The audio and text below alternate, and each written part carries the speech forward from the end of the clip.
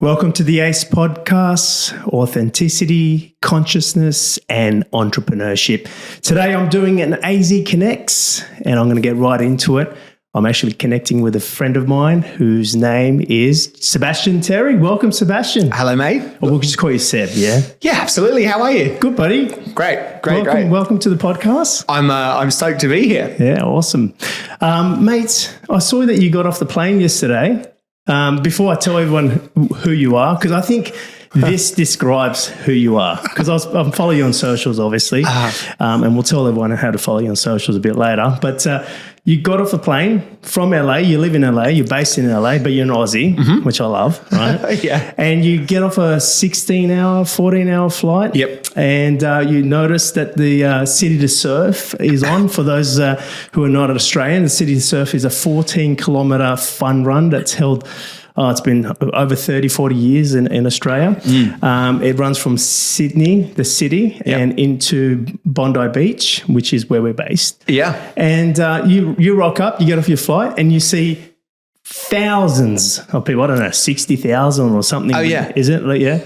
Outside of your hotel room, and you're like, what's going on?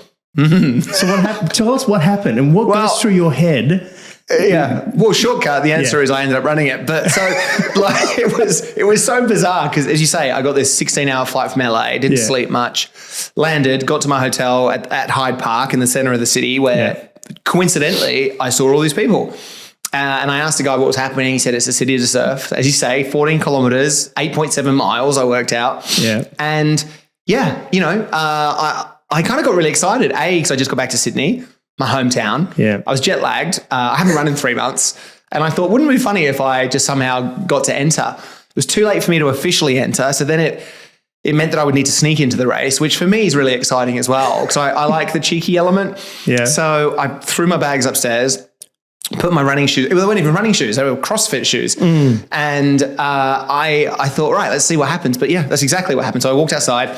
I found a group of people. I mean, there were tens of thousands. Yeah. I think it was the 50th year of this race. Yeah, there you go. I just followed a group to a barrier where the person checked their bibs and accreditation. And I, of course, didn't have any. Yeah. So I stood in the middle of the group and just kind of ducked under the rope with them. Yeah. And then a lady said to me, excuse me, where's your bib? And I said, and she went, okay. And so she let me through. And then suddenly it was 3, 2, 1, fireworks go off at the start line. And I'm in this race. And I'll tell you what, 2 days later, I can barely walk. Yeah. Like for those who can't see, I mean, when you first entered my house, you kind of stumbled in. I almost had to carry you. Yeah. I had to do a talk yesterday. I was on a stage yesterday and I just leant up against the lectern, the podium the whole time. Yeah. Did they know you couldn't walk? I told them. Yeah? Yeah. Okay. I'm not one to sort of hide anything. So I just said. I was imagining, because I know you usually don't wear shoes, especially when you're doing your keynote talks and motivational talks and etc.,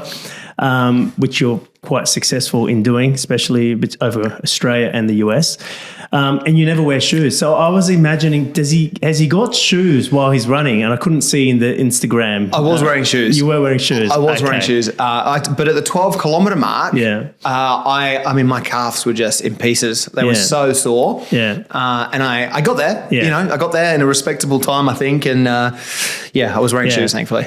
Well, mate, that just explains, your character. I thought I can introduce you. That just tells people what you're about. You just show up. That's inspiring, and just on the spur of the moment, I'm going to go in this race. You haven't done any running for, I think you said a month or so. 3 months. Did you have running gear on? No, I just had gym gear. I've been doing, so the reason I've been doing any running is because I've been doing this, like Chris Hemsworth has his program. I can't remember what it's called. Center maybe? Yeah, he's a good mate of mine. There you go. No, I'm kidding. And I've been doing, and I haven't used a gym in 15 years. So for the past 3 months, I've been doing this program. So I've said no to running and surfing, which has been a shame. I haven't got many surfs in. So I really shouldn't have run. It was pretty hilarious. But to your point, I mean, it's funny. In fact, it's such like you say, an interesting way to introduce me, because often I get asked about what I do on my list, and I tell people stories that insinuate something or other. But yeah, like life, I genuinely was 2 days ago when I landed and did that race, and then bumped into friends coincidentally in Bondi and went to Icebergs. Again, for those of people who don't know what Icebergs is, it's a surf lifesaving club at the southern end of the beach, and it has got a sauna in there, an incredible view, jumped in the ocean. I just felt like I was living. Yeah. It was one of the best days I've had in recent memory. And it was just because of the spontaneity of it. You know, we live in this world where everything is on a schedule and a calendar and an alarm and this and that. And it was just a complete adventure. Yeah. Could I do this race? Self-doubt, nerves. I thought, oh, why not? And then I'll try. Geez, I've got to sneak past people to do this. Yeah. And then do it. And then just test yourself. And then it's mental. It's not really, about the calf muscles. It was genuinely really fun. Yeah. No, awesome. One of the questions I always ask people is, why are you alive? And you kind of need to let that sink in, because it's not. But those are the moments. Those are the moments you do something that you actually do feel alive. But talking more about what you've created, which is really inspiring, 100 List. Can you tell us about that? You're the creator, the founder of that? Yeah, I have a list of 100 things that I'm trying to do to be happier in life, really. Like a bucket list? A bucket list, yeah. I don't typically call it a bucket list only because it puts so much emphasis on death, things to do before you die. But I also see that it does act as a point of urgency. It's important to know that we're going to die. But yeah, it's a list. It's a bucket list. And I've been doing it for about 13 years. I was prompted to do it. I suppose the catalyst was I finished school, went to uni, got a degree, felt very underwhelmed, I thought this would lead me into some sort of purpose. And it didn't. And so, I went traveling overseas, and then I learned that I'd lost a friend. I got a phone call. I was overseas, and one of my close childhood friends, a guy called Chris, had passed. So I guess the way he lived his life, I thought about that in that moment, as I think we all do in those moments, and you start thinking about their life, and then you start thinking about your life. And I think he lived in a way which was very values driven. I think he just liked everything he did. He loved the beaches, his friends, his family, playing rugby, surfing, having some beers, etc. Yeah. And I thought it was a really short life, but one really well lived. And then I turned that question on myself. And I was 25 at the time. He was 24 when he passed. And I just thought, well, if today was my last day, could I look back and say that I was really, happy and proud of the way that I'd lived? And I just never looked at my life from that perspective before. And I realized for the first time that consciously, I should say, realized that I just wasn't living a life that was true for me. I just followed people, done things that people told me to do, never really thought about anything else, never tried, tested myself in any large way, didn't know who I was. And so then I thought, how do I change this? And in my wisdom, I thought I'll get a piece of paper and a pen and just start jotting down things that I think were going to make me happier, make me smile more, experience the world, learn more about myself. And that was the beginning of my list, my bucket list, as you say. Yeah. So what did you learn about yourself as you made that list, as you started to tick some of those things off? And I understand today you help other people to accomplish the same thing. But what have you, before we go into other people, what have you learned about yourself? Well, it's interesting. I always, I think we all have that kind of thought of, I could do that. Can I feel that good about something, etc. So it was a test for me. And I suppose, what have I learned about myself? I think I've learned that I'm really capable. I feel like I could do anything on the planet. Yeah. I feel like my mindset has completely shifted from doing the things I've done. Just retrospectively looking back, I've absolutely changed. I've definitely gone on this journey that was, I just needed to look at myself. Yeah. Because I think from the outside also, it could be looked at as incredibly selfish. In fact, a guy, I did this talk yesterday, and he said to me in a Q&A, he said, are you a hedonist? And a what? Yeah, I said that too. Right. A hedonist, someone who, his description, I don't know if this is correct, but he said someone who just lives in the moment and is looking for pleasure, just looking for pleasure in anything they do. And I said, well, it doesn't sound like a bad thing. Yes, I guess I am. Yeah. But I think you have to think about what makes you feel good. And I think being selfish, again, retrospectively, I've seen that as actually been the thing that's enabled me to be selfless. And, now I really enjoy the community that's grown around this. I really enjoy helping and supporting other people. But yeah, I've just learned more so who I am. I think a list, if you were to take a step back, I think it acts as a vehicle for you to gain a little bit of self-understanding. Yeah. And that's all I'm trying to do. Yeah. So from doing that, when did it switch to helping others? What made you realize, hey, you know what, I can help others here? Well, I realized straight away, almost immediately, that there was something that struck a chord with people, because as soon as it became known, which it did almost instantly, I was asked to go on, a show here in Australia, Sunrise, I think it was, and talk about my bucket list. And I hadn't done anything. And then I got all these emails from people and they said, oh, I want to do this. I want to do that. So I realized that at least it seemed as though a lot of people saw themselves in my journey, in my shoes. So that was something that I just kind of observed. And then as I went through quite quickly, I found and discovered that I wasn't doing things from my list just because of me. Other people were helping me. I was being helped the whole way. Someone would give me a ride here. They would allow me to stay at their place on the sofa if need be. They'd connect me with a complete stranger or a family member so that I could achieve something from my list. Yeah. And I was like, oh, we're all in this together. And then I found that other people had goals too. I'm not the only person. And I would help them. So pretty quickly I realized it's actually not about the individual. It's about a like-minded community who I think ultimately what 100 Things is now is sort of a like-minded community of people who all are not afraid to voice what makes them feel good. Yeah. And if you do that, I think, and you set your goals and you strive for those goals and then you share them, that opens up, endless opportunity to help people out. So to answer your question, very quickly I realized that it was about more than just me. And I've fortunately been able to embrace that. Yeah. So that's what you do primarily today. I mean, besides the speaking and you do a lot of corporate events and you're running this community. So the community is about people connecting with each other and helping each other accomplish their 100 things or 10 things or whatever it might be. Great point. It doesn't have to be 100. It could be one. Right. I got an email yesterday from a girl called Shana. I've been speaking to Shana for about 4 years. Yeah. She needs a kidney. Wow. And it looks as though we've connected her with someone in Ireland who's now flying to LA, where I met Shana, to go through the process to see whether she can donate a kidney. Wow. That just puts a complete different perspective of what I thought 100 Things was. Yeah, right. Wow. Yeah. You're just saving someone's life there. Someone's life's going to be saved. It's not because of me directly. It's because of this, It's because of your community though. Yeah, because of the community. Yeah, absolutely. And people who are part of that community. Oh man, I got the tingles right now. Yeah, totally. I honestly, it's funny because one of the first things I did was marry a stranger. And as I tell my story, there's a lot of bizarre things in there, right? In Vegas, right? Yep. I saw that. But it's, it speaks to something far, far, far, far bigger. And that's what I love talking about, that stuff. Not the time I did this or this. More so, what does this mean? What does this say about us as a collective? We all want purpose in our life. We all strive to feel a sense of meaning, in the workplace, outside of the workplace.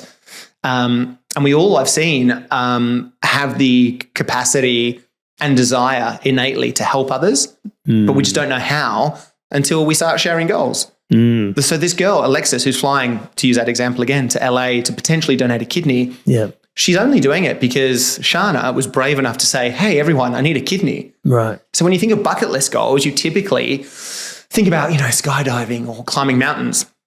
It doesn't have to be that. We run this programming now and we see that many goals are around self-love, being less critical, creating better boundaries in your own life. They're not necessarily these adrenaline-seeking things. Without going into it too much, if you imagine a wheel and the spokes on a bicycle wheel, give it structure. Yeah. So we like to think about, imagine if your life was a bicycle wheel, what are your spokes? What gives your life structure? And we found over sort of 24 months of doing this workshop now that there are about 12 spokes from professional development, personal development, impact, key relationships, love, creativity, travel, giving back, all these things. And so if you know what your spokes are, you don't need 12. Well, on average, people have around 7. If you know what your spokes are, that's actually the foundation of a meaningful list. And that's why you see lists where there are skydive naked, but there is start a gratitude journal. The lists don't have to be anything. They just have to be relative. Yeah, yeah. Well, that's put a complete different perspective of what I thought the list was. See, I was the one who was thinking adrenaline stuff, and I was going to say, hey, we should go for a flight in my aerobatic aircraft. We should do that as part of this podcast, right? Yeah. But I didn't realize that this is actually more than that. This is actually about sharing and contributing and helping others. Yeah. But yeah, we should do that. We should definitely. I feel because you've done some I think I've seen you skydive naked. I did do that, yeah. Oh, yeah? Super cold. What was that like? It was cold. Is that the excuse, was it? Yeah, if you ever see the footage. It was super liberating. Yeah. It was and that's why I did it. Yeah. It was unreal. Yeah. The trouble with that, though, was actually just finding someone willing to have me naked and strapped to them. So I had to go to France for that. Oh, really? Yeah. So you went all the way to France? Yeah. Well, if you want to be naked in my plane, I'm happy for you to do that. But cut to you and me naked in your plane. Oh, no. I wasn't keen on me doing it. I think you should. No. If I'm doing it, you're doing it. No. We'll be in our flight suits. Great. The protective gear, in case you get grazes or there's a fire or anything like that. Yeah. But, mate, we should finish this podcast. Yeah. On the plane. What do you reckon? I love that idea. Yeah. Okay. Awesome. So we'll come back to that. So that's completely put a different perspective on that. If there's some lessons in life that you've learned from doing this, the 100 list for yourself, helping others. Yeah. What's one lesson that's been most profound, I should say, for you? Anything that you would want to share? Oh, so much. I don't know where to start. I mean, I'll share a story of a friend of mine. His name's Tal. He's a flamboyantly gay flight attendant based out of LA. Yeah. And at 32 years old, he was diagnosed with a late stage 4 cancer. And the doctor said, we can't help you out. Just say goodbye to your family and friends. Right. So Tal, at 32 years old, drove home, processed this horrible news, and decided to prioritize the one thing he'd always wanted to do but never had. And for him, it was to go on a global shopping spree. Right. But Tal had no money, but he only had 6 months left. So he went to 4 different banks, I think it was, got 4 different credit cards really quickly, and then took off for his last 6 months as a 32-year-old, going around the world buying clothes and suits and hats and jewelry and socks and all the things. Yeah. So in his last 6 months, Tao accumulated a debt of $90,000 US. Good on him. Exactly. Do you think he regretted that? No. Of course not. Yeah. And the story, of course, goes that he survived cancer. Wow. And, he's in his 60s, never been healthier, but is in huge debt. Wow. Well, that's a good problem to have, Yeah. And it's funny because you would think, oh my gosh, what a mistake. And I said, you regret that? Yeah. And he said, no. The moment I was told my life was in jeopardy was the moment that I realized I needed to change it. And you hear that story so often. Someone survives, let's just say a car crash. They're diagnosed with an illness. They lose someone close to them, as I did. Go through a horrible job transition, relationship trauma. And they're the people that you tend to hear go and climb a mountain, go on a 6-month shopping spree, write a book, go to school, say I love you, say I'm sorry, learn to play trumpet. Yeah. So the thing that, in terms of a lesson, the thing that sort of strikes me is, why does it take a bad moment? Why does it take a dark moment? And the answer, idealistically, is you don't need to wait for that moment. Doesn't have to. No. Tao gave himself permission, which is something we all can do, to consider himself. Yeah. And without getting into the weeds of goal setting or anything like that, he gave himself permission to press pause, take a look at what's gone before him, assess where he's at now, considered, well, if I keep going in this direction, will it take me to a good place? For him, it wasn't. Yeah. For me, it wasn't. And so you start setting goals. Goals are the vehicle for change. And in that, we find that we are radically accountable for what we do in our lives. You choose to make a change, you choose not to. Yeah. It's not quite as easy as choosing happiness. Maybe you could argue it is, but you certainly choose that path towards happiness, or you choose not to. And if that's true, of course, you then say, well, okay, if I could commit my life to doing anything, why would I not commit it to things that make me feel good? Yeah. And I think adversity gifts us with perspective. It's a reminder that there's a ticking clock on all of us and we're not in control of it. Yeah. We are in control of what we do with that time. And that poses a bunch of questions, a macro question. What do I want to do with my one and only life? A micro question. Am I showing up for myself? Am I expressing myself? Am I connecting with people? And those are like the really juicy questions we need to be asking ourselves. And it's no shame if you suddenly realize, oh my God, I would change everything Yeah. Because you're still breathing. Yeah. You have the opportunity. So it's never too late. You know, I noticed that when people have these near-death experiences, I think the common thread between all of them is that when they come back from that near-death experience, they want to spend their time with the people they love. Yeah. They want to spend doing more of what they love, and they want to live for the moment. Yeah. You know, this is some of the things that you're inspiring people to do. Yeah. You know, there's something about that. You know, you want to be more yourself. You want to spend time with the people that you love, do more what you love, and be living for the moment. And I always say love's essence is in the moment. Right. That's the only place you can experience love is in the moment. So all those three things, what they have in common is love. Yeah. You know, like, but do we have to wait for that slap in the face? You know, that wake up call, you know, sick in a deathbed or almost killing yourself in a car accident or whatever it is for us to go, hang on a sec. Yeah. Life is not out there in the future. It's right here. It's a great safety net to have, you know, because as humans, I think by default, you're put in a corner and you tend to suddenly realize or struggle a bit harder. And you know, so but you don't, we usually rely on that. You don't have to wait. If if everyone was given 4 hours to live, and, you know, what would you do right now? For any, you know, you're listening, you and I, will we continue this podcast? Probably not, maybe, I don't know. See ya. But yeah, but you would like with like this minimization of time, like instantly you get exponential clarity and you can think about that now. I mean, that's why I do what I do. Yeah. Like my keynote speaking or this programming stuff that we do now, staff development or even just personal development, the stuff that you do, it has an impact. It genuinely has an impact, and it does help people put things together more clearly in their heads so that they can live their best life. And, you know, of course, some people I'm sure get in touch with you who've gone through something really bad or dark or whatever the word is, and others maybe not. Yeah. But you hope that, you know, I would hope that anyone listening to this, you know, ideally, I'm not saying, hey, listen to me, but like, you know, anyone listen to a podcast like this or sees a speaker on stage, treat that as your bad moment. You know, because we all have a choice right now. Yeah. Yeah. Awesome. So, we talked about you doing motivational talks. Do you call them? I don't call it motivational talks. No. I don't know if I should call it that for you. No, I never. It's not. I don't see you being. It's so pompous. Oh, yeah. What do I call that? You know, your keynote talks. Yeah, I don't know how people feel. I just talk, and if people feel motivated, that's great. But one of the things that is really unique about you is you always talk. I don't know if it's always, but I always see that you're never wearing any shoes, which I love that about you.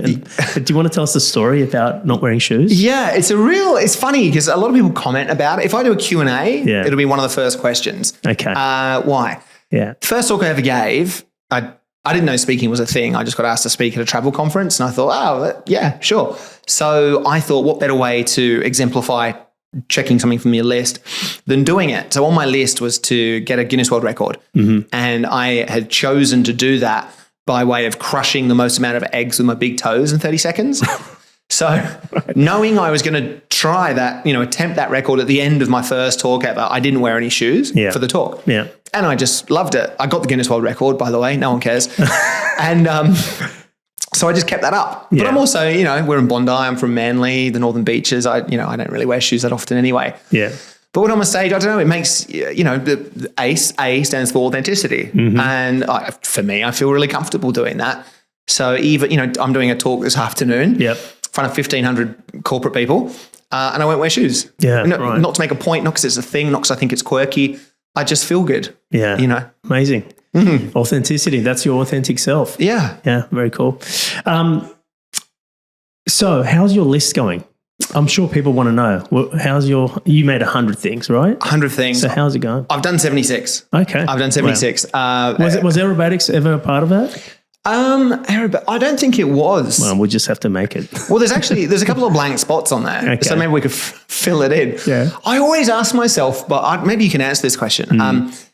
Every time I'm on a plane, and I'm on quite a few, I always think, if they over the intercom, they're like, is there a pilot on board? We need someone to land this bad boy. I always think, oh, I could do that.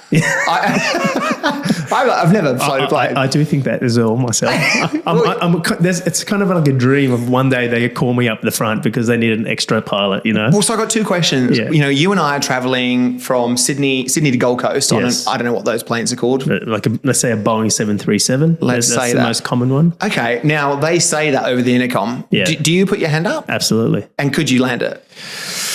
Oh, that's a good question. I mean, if they wanted me to be there because one of the pilots is that's not the word I'm looking for. He's knocked out or whatever. Incapacitated. I can't say the word. Incapacitated. That's the word I was looking for. Yeah. So I would be like, yeah, I'll do it. Like I know how to fly a plane. Yeah.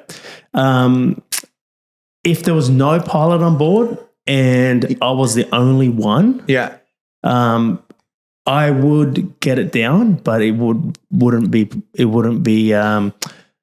pretty. Like I don't think. But did you hear a story recently? I did. Yes, I think I did hear this so one. this passenger on I think it was a single engine Cessna, 8-seater plane or something, was flying over Miami or somewhere, and the pilot was knocked out, and there was no one flying the plane. So the passenger got onto the front, radioed in and said, my pilot's, not available. I'm flying the plane. And somebody taught him, and I can't believe it, they told him where to go and maneuver the plane and descend, and basically taught him how to land the plane. And he landed the plane safely. I did hear this. Is this the truth? I mean, no, I think it was true. It is true, right? So let me, my second question, and just be blunt with this. Yeah. If we're in the plane together, the pilots are incapacitated, you and I are sat together. Yeah. They say, is there anyone, can anyone land this thing? You put your hand up. Yeah.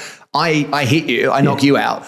So then it's only me. Right. And I put my hand up. Am I going to land the plane with 0 flying lessons?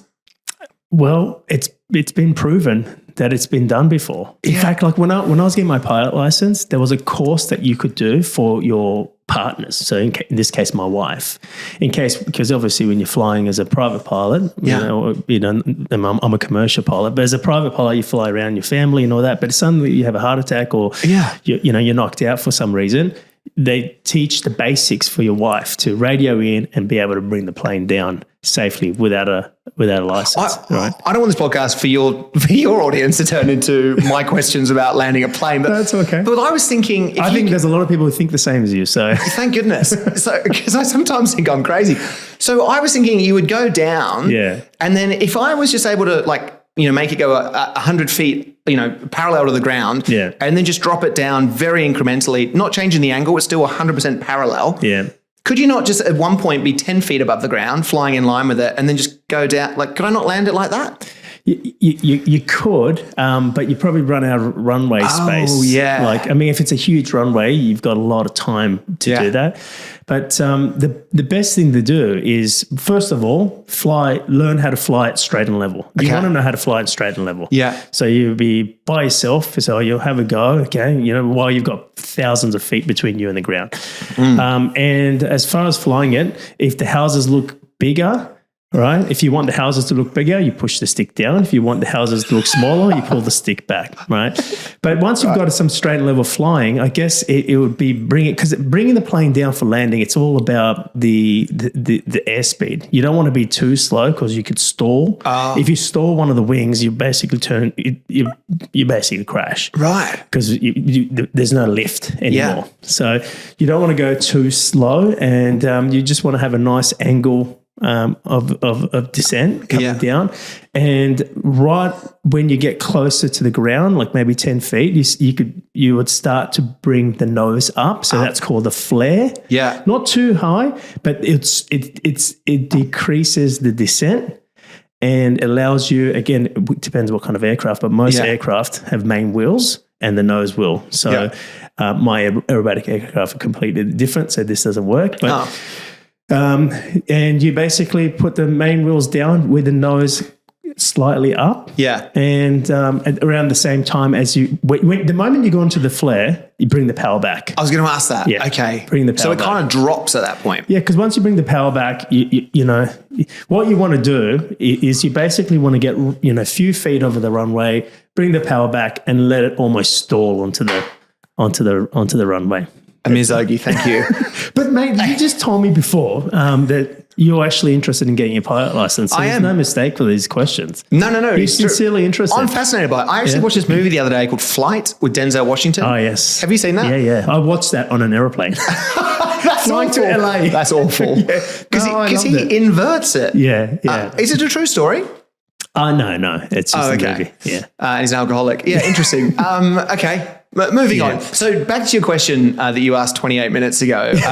Is aerobatics on my list? No. Okay. But right. Well, I might have a couple more questions for you. But the rest of the questions, I think I would like to ask you while we're inverted. Are you okay with that? Is that possible? I've never done this with anyone, but I would like to, because it just fits the 100 things. Sure. Right?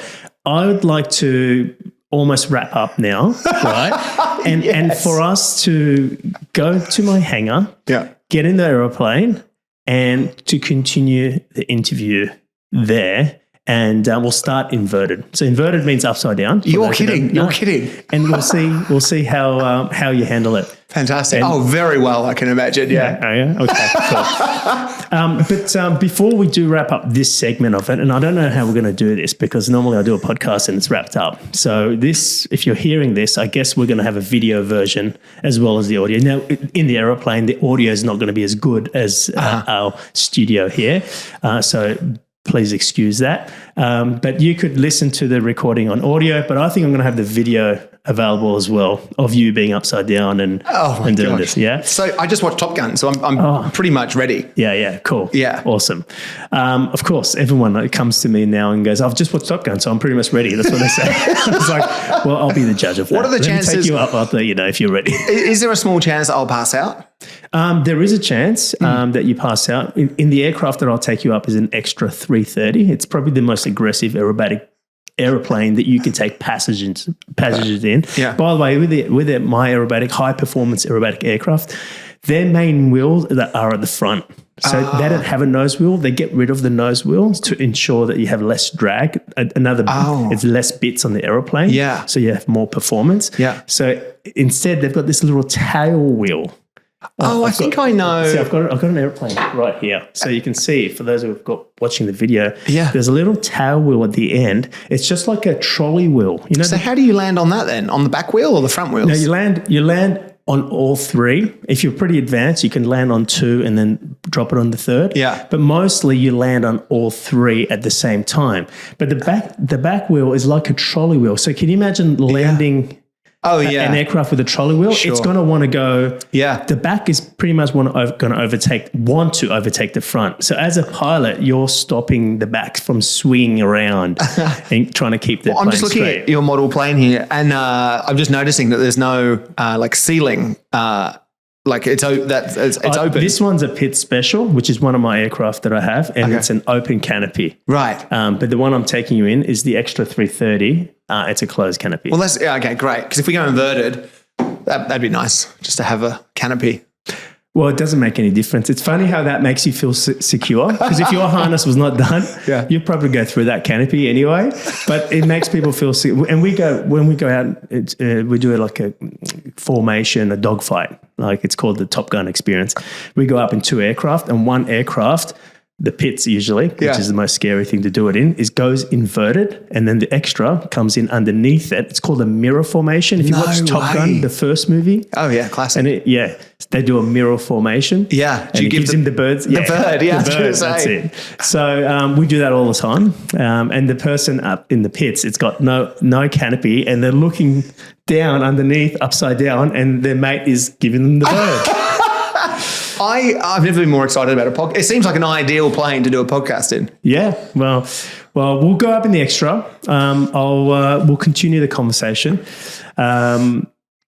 But before we do go, how do people find you, and what's your Insta? What do they call it? Handle and all that jazz. Yeah. Because you're awesome to follow. I follow you. I'm like a stalker following you. No, on stories. I appreciate it. So Instagram, I'm at Seb100things.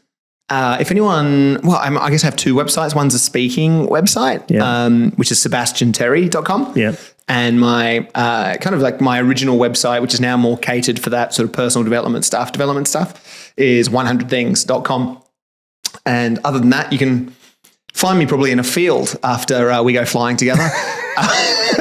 Yeah. All right, mate. Well, we'll go to the hangar. We'll get you in an aeroplane.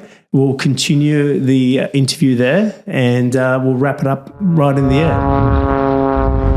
All right, Sebastian. Seb, how you feeling, buddy? I'm feeling nervous. Well, mate, we decided to come up here and continue with our interview. Pleasure to be here. But the first question I had for you is, is there a right or wrong way to make a list? How do you know the list is things that are real for you? Because I'm guessing if it's not real for you, that it might, is there a right or wrong way to making a list? Holy shit! Yeah, so when it comes to putting a list together, the best way to discuss it is upside down. Got to understand, oh my God, the core aspects of your life. So take time. That's a bit of negative G's there for you, mate. Is that what that was? Yep. Yeah, putting a list together, make sure you have relevant goals. Don't put things that should be expected of you. And do you think the goals should be achievable for you, or you actually aim for the stars, if you like? I think you should small and big goals. You can have giant moonshots, as they call them. Things that might seem quite far-fetched, but why not? We're all dreamers, and it could be small things too. Meditating every day, going stunts, flying, completing a marathon, going to space. Wow. Well, mate, another question for you. You can feel the G's there. Oh, you can. What's the most scariest thing you've ever done? Doing a podcast in a fucking plane. Oh, is this scary, is it? Mate, this is so stupid. Oh my God. Are you all right, buddy? Yeah, so good. So this is the world famous loop, the loop we're getting into here. Yeah.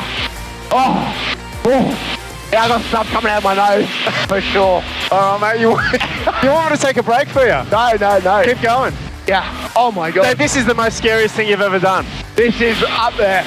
Oh, I had no idea we'd be doing this. I thought you were joking. What? What did you think I was joking about? Oh my God. What happened? So that's just a bit of a warm-up aerobatic sequence there, mate. Just to get used to the G-forces. I'm just going to do a wing over now to turn us back around. Yeah. Now, remember I told you this thing rolls really fast? Yeah. I want to show you that. Was you? That was a good question, by the way, for the podcast. Yeah? Oh my God, I love that view.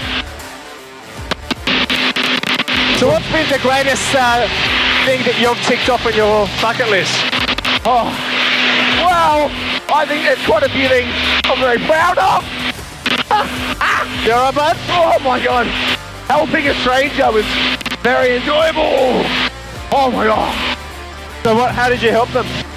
I pushed a friend of mine called Mark in a wheelchair so he could complete a half marathon. Yeah. It's one of the greatest things I've ever done. And you did the half marathon pushing him? Yeah. Wow. Yeah. So that's been your biggest list that you've picked up? Yeah. Oh, hey. Okay. So living on a deserted island for a week was pretty fun as well. Oh, really? You did that? Oh, on a deserted island? Yeah. Wow, man. Oh. Hey, just let me check in with you. How you feeling? You all right? Yeah, pretty good. You're not feeling queasy or anything, or? I wasn't a bit queasy back then, but I'm all right now. You're okay? All right. Yeah. All right, just going to do a wing over now to turn us back around, and I'm just going to get into some more maneuvers. Yeah. I'll keep it pretty gentle with these ones. Yeah. You're doing well, mate. You're doing well. Okay. Oh my God. I'll let you be present with this part of the maneuver, okay? Okay. So it's just going to go up now into what's called a Chinese loop.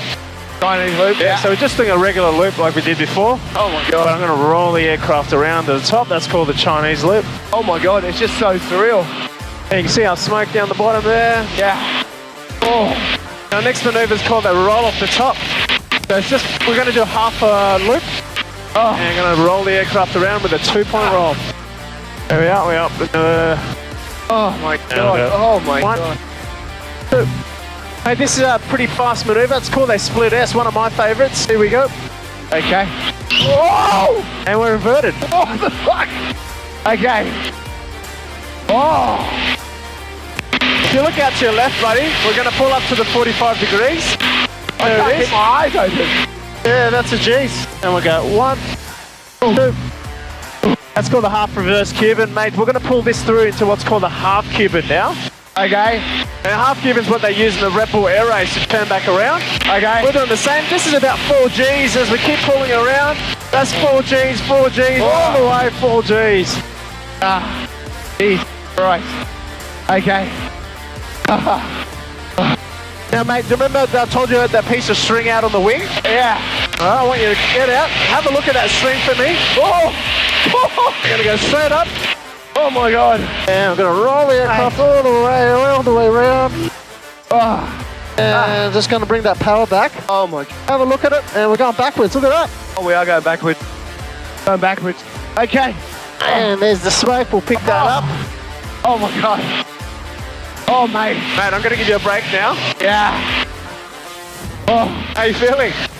I'm okay, mate. Definitely a funny feeling. Oh, my God. Oh, fuck. Yeah. Not a bad office, eh? Oh. Okay, so my next question for you is, what's the greatest advice that you've ever received in your life? Received or even maybe given. Maybe you've given advice. What's the greatest one? Oh, I think I'm just going to pull the power back here. So this is the quiet before the storm. Okay. This is the full sequence coming up, mate. Yeah, so yeah, what do you reckon? What's the best advice you've ever either given or received? Well, I think in life, I think it's very important. A lot of people think, what's the key to happiness? Oh, and I have a feeling that it's just being it yourself. Yeah? Yeah. Oh, mate, never making a decision that compromises who you are. You know? Mate, that is a really good advice. Honestly, someone asked me that. That would be my answer as well. I reckon that the greatest advice ever given or received, or ever given but less received, like, I mean, people can't fucking do it, is actually being themselves. It's actually quite hard. Yeah. Oh. Oh, Jesus Christ. So, what advice, how would you tell people to be themselves? Just have a think. What makes you feel good? What are you passionate about? What makes you smile? Consider every aspect of your life. Yourself, people around you, what you aspire to do, what you aspire to be, what you aspire to have. Oh my God. That's negative G's for you. Oh, my ass just went through my mouth.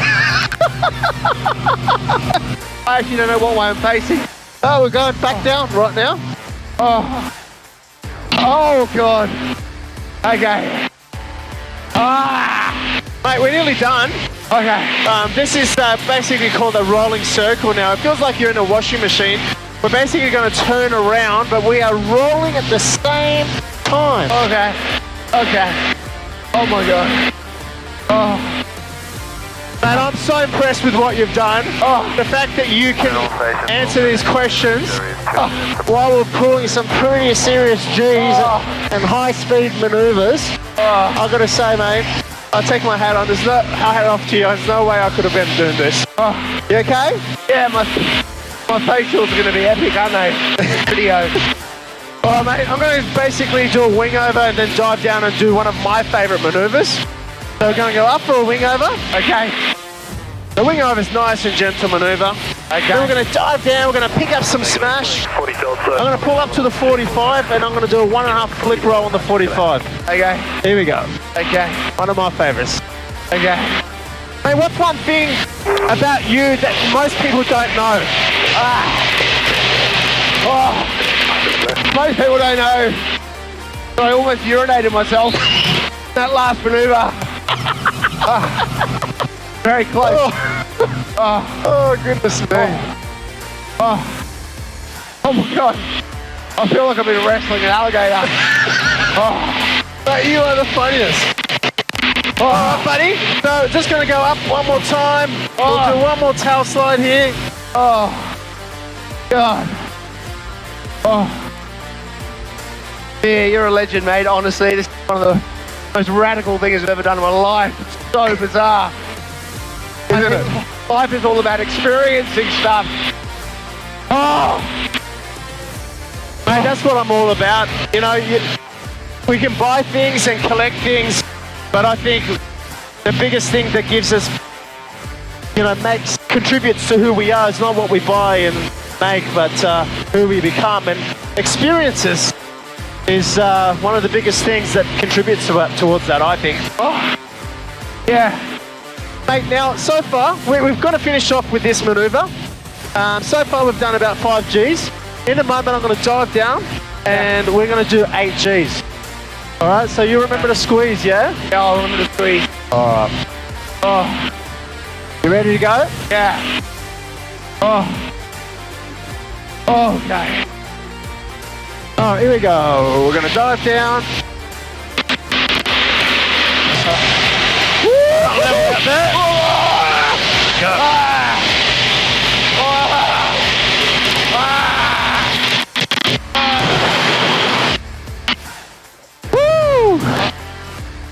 You all right, bud? That it? Mate, that is it. Oh my God. Oh fuck. Oh my God, Amir. Just bring that mic closer. Oh, dude, I love you. I love you. Man, I love you too. Thank you. Oh my God. Mate, well done. Welcome to the 8G Club. We did -4 Gs and we did 8 Gs and all that. Oh my God. I don't even know what to think. My mouth is tense.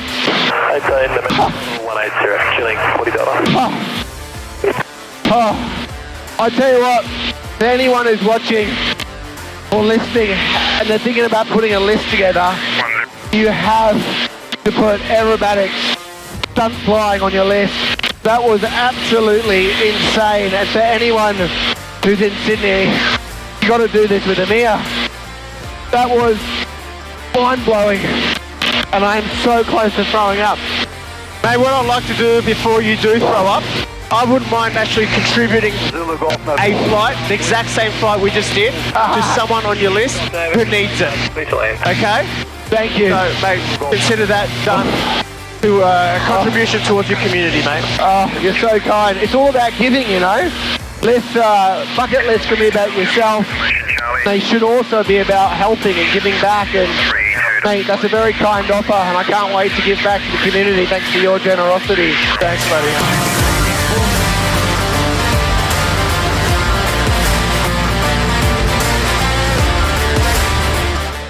I'm so dizzy. You all right, bud? I'm so dizzy. Thank you, mate. Hands are shaking, oh my bud. God. Does everyone else feel like this after? Yeah. Amir Zogi, ladies and gentlemen, real life maverick. That's absurd. Is the podcast finished? Seb, it's been a pleasure having you on the podcast. Mate, you're an absolute legend. Thank you very much, buddy. Thank you, mate. Oh, really? Oh, well done, mate. Thanks for being on the podcast. Thank you. Thank you.